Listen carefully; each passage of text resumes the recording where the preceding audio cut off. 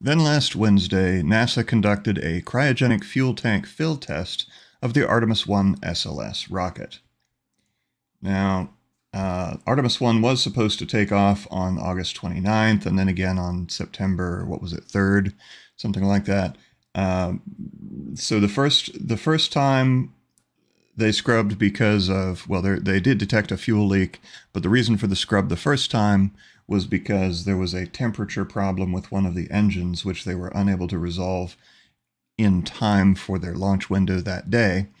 And then during the second attempt on September 3rd, I think, the problem was a persistent hydrogen fuel leak. Now, hydrogen is a tricky fuel because hydrogen is the arguably the smallest molecule in existence. Hydrogen is, of course, atomic number of 1, and a hydrogen molecule is smaller than any other molecule unless you consider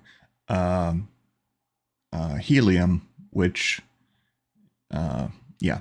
But in any case, hydrogen leaks out of basically everything because it's a tiny, tiny molecule.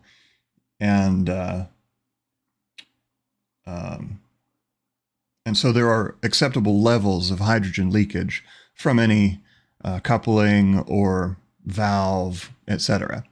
So the quick disconnect valve that attaches from the mobile launch platform to the side of the SLS rocket to fuel the rocket with hydrogen fuel had a leak in it that was leaking at an unacceptable level.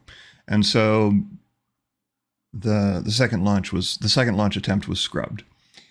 Fast forward a few weeks, and they still had not rolled the rocket back to the vehicle assembly building. It was still on the pad, and they were attempting to fix the issue in situ because the leak was not on the part of the rocket. The leak was in the quick disconnect mechanism from the mobile launch tower, and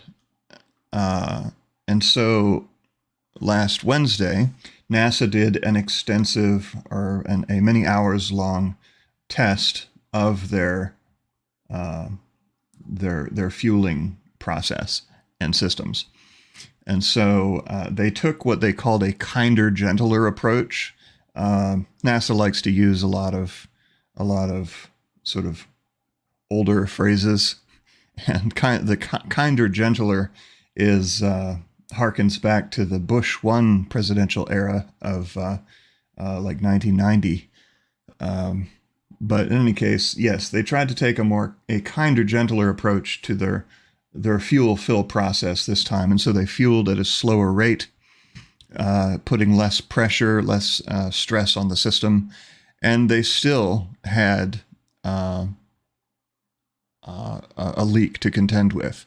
However, they were able to because they had swapped out like the seals around the valve and everything. They had done everything they could without actually bringing the whole stack back into the VAB, which would be hugely disruptive and cause many weeks of additional delay.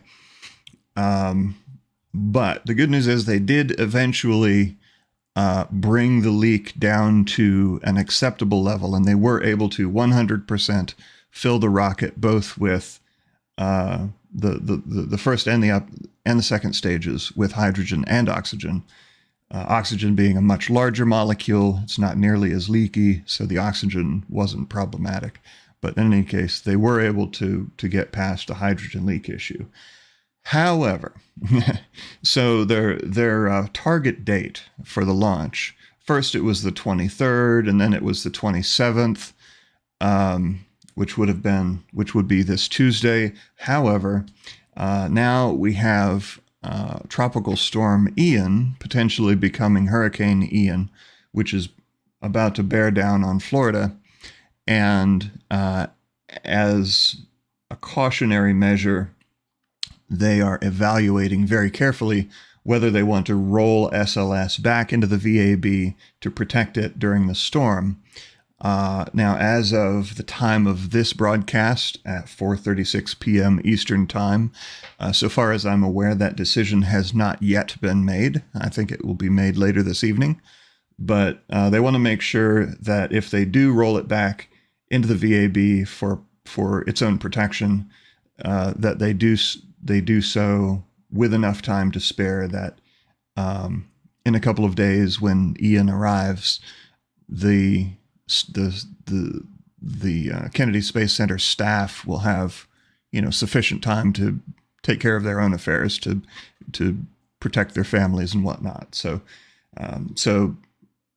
it hasn't rolled back yet, but it might, and that decision will be made again this evening. If it is rolled back to the VAB, then there will be probably more weeks of delay before the next launch opportunity.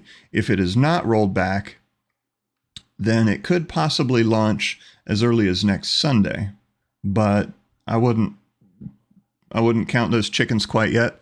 So we'll have to keep our eye on the schedule, and I'm not actually going to mention next Sunday's launch opportunity in my calendar portion of this show because we're not sure yet. But let's just say maybe next Sunday, but probably not for a while for Artemis I. But hey, at least they got their fuel issue kind of under control. I mean, it's still leaky, but it's not so leaky that they were unable to fill the rocket with fuel.